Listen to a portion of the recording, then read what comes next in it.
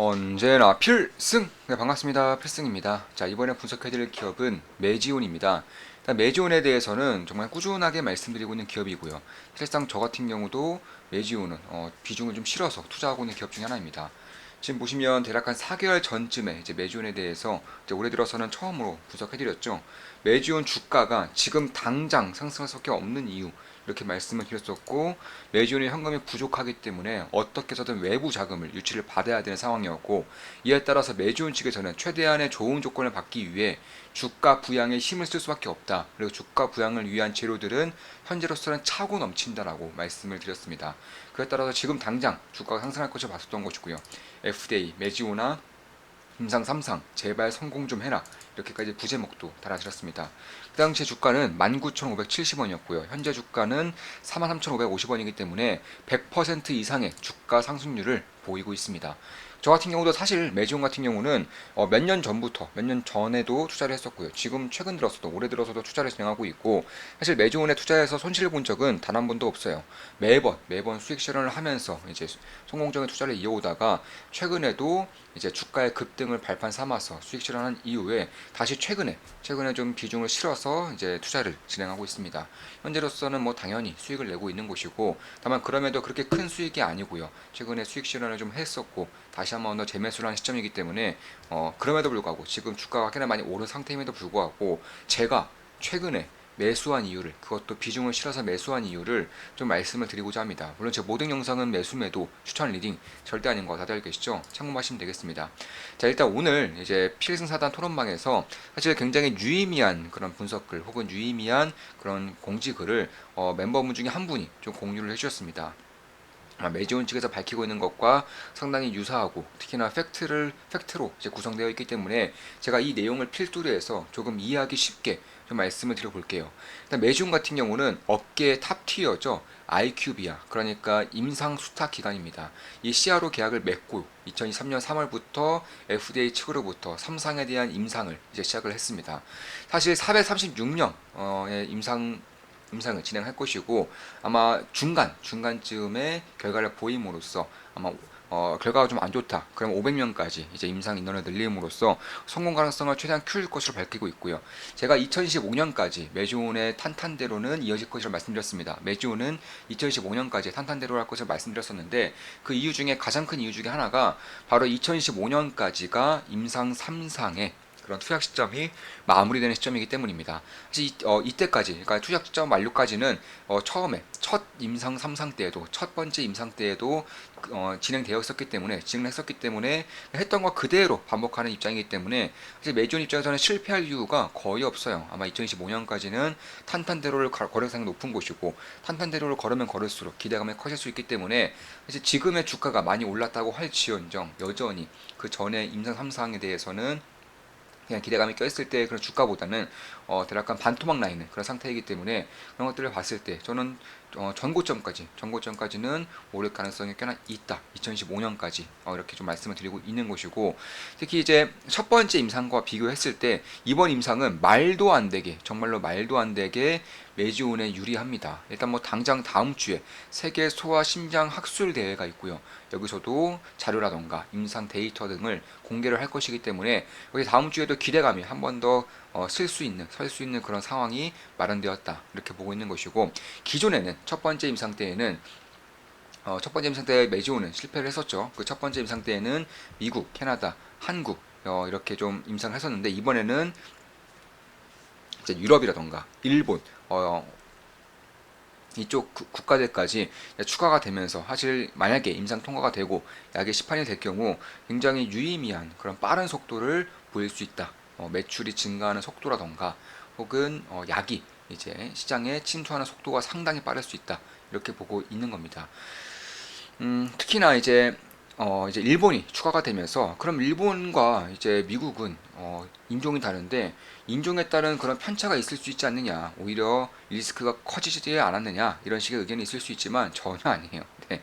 약의 특성상 인종 간의 차이가 있는 경우는 거의 없고, 이번에 메지온에서 밝히고 있지만 메지온의 유대나페 같은 경우도 인종 간의 차이가 없다라고 밝히고 있는 만큼 이에 따른 리스크는 사실상 기후일 가능성이 굉장히 높다, 이렇게 보고 있는 것이고, 특히 제가 지속적으로 말씀드리고 있지만 이번 임상의 키포인트는 첫 번째로는 슈퍼폰탄 환자, 그러니까 폰탄 환자에도 불구하고 정상인과 별다른 차이가 없을 정도로 그런 병에 감염이 약한 그런 환자들을 제외시키겠다는 겁니다.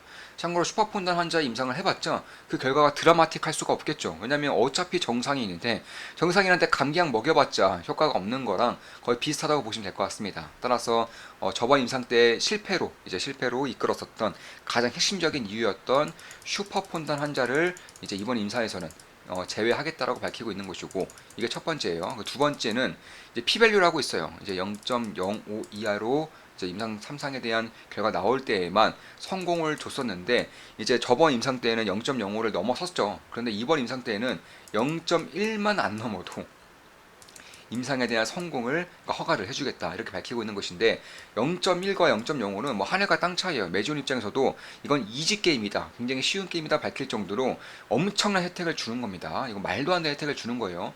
참고로 0.1의 혜택을 만약에 저번 임상 때도 받았다, 그럼 메지온의 임상은 성공했습니다. 네, 그 정도로 유의미한 그런 혜택을 주는 것이고, 뭐 쉽게 말해서 우리가 학창 시절 때 평균 평점 95점 그리고 90점이 비교되는 것이다, 이렇게 보시면 될 것 같아요.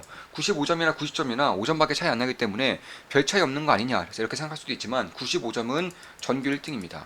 90점은 전교 한 20등? 네, 한 10등에서 20등 내외 정도 되겠죠. 전교 20등과 전교 1등의 학습 능력의 차이는 하늘과 땅 차이예요. 전교 20등과 전교 1등의 공부에 대한 노력, 열정도 하늘과 땅 차이입니다. 마찬가지로 0.05와 0.15 P밸류 같은 경우도 그 들어가는 노력이라던가 혹은 확신성, 실력, 재능, 이런 것들이 하늘과 땅 차이로 벌어지기 때문에 말도 안 되는 혜택을 주는 것이다라고 밝히면 될 것 같습니다. 그러니까 쉽게 말해서 95점은 넘어야지 서울대 갈 수 있는데 평균 90점만 넘으면 서울대 입학시켜 줄게, 이것과 별다른 차이가 없을 정도로 어마어마한 그런 차이를 이번 혜택을 FDA 측에서 메지온에 주는 것이다, 이렇게 생각하시면 될 것 같고, 이번 정도의 그런 혜택을 저번에 받았다면 메지온의 유대나피는 이미 시장에 시판이 되었을 겁니다. 그 정도로 엄청난 혜택이다, 이렇게 보시면 될 것 같고, 이게 이제 메지온 측에서 직접 다 하는 것이 아니라 이제 전 세계에서 글로벌적으로 탑티어급인 CRO 탑티어급인 IQVI에 전적으로 이제 위임을 했기 때문에 훨씬 더 깔끔하고 그리고 전문적으로 데이터를 모을 수 있고 임상 결과를 만들어낼 수 있다, 이런 것들도 사실상 그 안정성에 대해서는 꽤나 좀 믿을만한 그런 구석이지 않나, 개인적으로는 그렇게 보고 있습니다. 이제 만약에 이게 성공이 되면서 간 질환, 이제 간 질환에까지도 효과가 있는지 없는지, 특히 이제 간 섬유화 이런 것들에 대해서, 간 기능 개선 이런 쪽에 대해서는 효과가 있는지 없는지에 대해서도 1+1으로 임상을 진행하겠다고 밝히고 있습니다. 특히 섬유화 같은 경우는 이제 간 섬유화가 가장 유명하긴 하지만 그 외에도 뭐 신장이라던가 섬유화가 될 수 있는 그런 부분에 대해서는 전체적으로 효과가 쓸 수 있다는 점에서 정말로 어쩌면 만약에 이게 1조짜리 가치를 가진 약이라면 여기까지 임상이 통과가 된다면 최소 2조 이상까지의 그런 가치를 받을 수 있는 그런 임상이 될 것이기 때문에, 그런 부분을 봤을 때에도 꽤나 좀 매력적인 그런 임상에 대한 그런 컨퍼런스가 이제 잡힐 수 있다, 이렇게 보시면 될 것 같습니다. 이제 그 외에도 이제 임상에 실패했었던 또 다른 이유 중에 하나가 저번 임상 때에는 정말 엉터리로 임상을 했었죠. 네, 개별 병원에서 임상을 하고요. 개별 병원에서 데이터를 취합하다 보니까 엉망진창이었어요. 예, A병원 같은 경우는 뭐 이런 식으로 임상을 진행하고 이런 식으로 데이터를 받았는데 B병원은 이런 식으로 임상하고 이런 식으로 데이터를 받았다는 거예요. 그러니까 이 차이가 있을 수밖에 없어요. 통계적인 유의성이 떨어질 수밖에 없었다는 겁니다. 통계를 하시는 분들은 아시겠지만 그 조건을 정확하게 맞추는 것이 정말로 굉장히 중요합니다. 다만 이 조건이 각각 다 다르게 여겨졌기 때문에 그런 부분에 대해서 통계적인 유의성을 창출하기가 매우 어려웠다. 다만 이번 임상 때에는 중앙 집권화되어서 모든 데이터를 중앙 서버에서, 중앙 센터에서 관장을 하고요. 그리고 모든 데이터의 취합 혹은 결과 해석까지 중앙센터에서 하기 때문에 개별 병원이 가지고 있는 그런 힘이 극도로 약해졌습니다. 따라서 중앙에서 전부 다 통제가 될 것이기 때문에 그런 부분을 봤을 때에도 조건이 거의 동일하게 이루어진다는 점에서 통계적인 유의성이 훨씬 더 올라갈 가능성이 높겠다. 개인적으로 이렇게 보고 있습니다. 일단 올해 9월에 가기 전에 이제 임상 투약이 이제 시작될 것이기 때문에 다음 주에 있을 그런 소아학회라던가 심장학회라던가 혹은 이제 9월에 있을 이제 첫 임상 투약이 시작이 될 수 있다는 점에서 조금씩 기대감은 올라올 수 있을 것이라고 생각을 하고 있고요. 특히 이번에 2차 전지를 통해서 급등의 메리트, 실적은 찍히지 않지만 그 내러티브, 스토리가 얼마나 매력적이냐에 따라서 주가가 급등했던 것을 봤던 그런 개인 투자자라던가 기관 투자자들은 다음으로 이제 꿈을 쫓을 수 있는 그런 섹터로 물론 HBM 반도체도 있을 수 있지만 그보다 훨씬 더 스토리에 좌지우지되는 바이오 제약 쪽에 관심을 가질 가능성이 꽤나 크다. 그리고 만약에 바이오 제약 쪽으로 관심을 가질 경우에는 임상 성공 가능성이 상당히 높고 임상에 성공했을 때 그 파급력이 시가총액 대비해서 파급력이 어마어마하게 클 수밖에 없는 그런 메지온 같은 경우가 사실상 굉장히 좀 주도주로서의 역할을 할 수 있는 그런 발판이 만들어지고 있다 이렇게 보고 있기 때문에 저 같은 경우도 매진을 통해서 단 한 번의 손실을 본 적이 없고요. 매번 좋은 수익을 내면서 최근에도 수익 실현한 이후에 다시금 이제 재매수를 하면서 비중 실어서 재매수하면서 수익을 내고 있지만 만약에 기회가 더 주어진다면 저는 추가 매수도 가능할 것으로 보고 있는 것이고 그만큼 이제 매주온의 성공이라던가 혹은 매주온이 최소한 2025년까지는 탄탄대로를 걸을 가능성에 대해서는 사실 뭐 별로 의심의 여지는 없는 것은 맞아요. 특히나 이제 매주온에 밝히고 있듯이 BRV가 500억을 할인 없이 그리고 풋옵션 없이 500억을 투자를 진행했는데 매지원 쪽에서 밝히기에는 외부에서 투자금을 더 투자하고자 하는 욕구가 상당히 크다고 합니다. 사실 BRV에서도 밝혔지만 BRV 같은 경우도 원래는 투자금을 더 넣고 싶었는데 매지원에서 안 받았다고 해요. 지분 희석 대주주의 지분을 뺏기는 것이 굉장히 탐탁지 않았었기 때문에 더 돈을 받을 수 있었지만 받지 않았다고 합니다. 그만큼 매지원 쪽에서는 지금의 주가가 결코 고평가가 아니라고 평가를 하고 있는 것이고 지분의 가치를 굉장히 소중하게 여기기 때문에 그런 것이고 BRV 외에도 외부 자금 유치에 대해서는 꽤나 외부 쪽에 수요가 있다.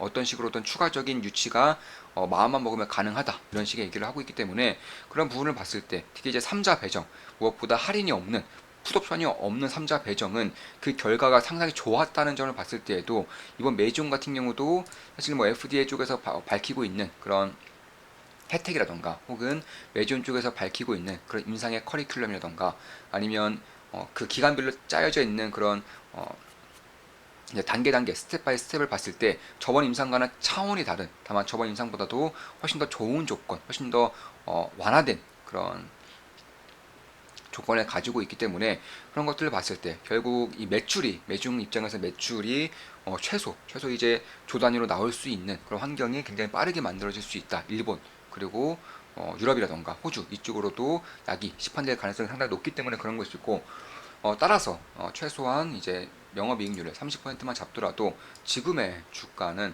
사실 그다지 고평가는 아니다. 참고로 이제 최소 제가 뭐 조단위 이상이라고 말씀드렸지만 사실 시장에서 보는 것, 특히나 이 전문 쪽에서 보는 것은 최소 뭐 한 2조 원 이상, 3조 원 정도는 충분히 나올 수 있다라고 이제 보고 있는 만큼 그런 것들에 대해서 영업이익률이 만약에 30%만 된다면 물론 이 신약, 특히나 이제 희귀약품 전 세계에서 딱 하나밖에 없는 독점 약품을 만드는 기업 입장에서 영업이익 30%는 말도 안 되는 수준이에요. 보통은 최소한 영업이익률이 50% 이상은 되기 때문에 그런 것들을 봤을 때 저는 여전히 좀 기회가 있지 않을까? 이 변곡점이라던가 혹은 지지라인이 확인될 때마다 비중을 좀 늘려간다면 사실 굉장히 좋은 결과가 있을 수도 있겠다. 물론 제 모든 영상은 매수매도 추천 리딩 절대 아닌 거 다들 알고 계시죠? 참고하시면 되겠습니다. 바이오 제약 특성상 모멘텀이 사라지면 그 결과가 나오기 전까지 주가가 쭉 하락하는 경우도 상당히 많고요.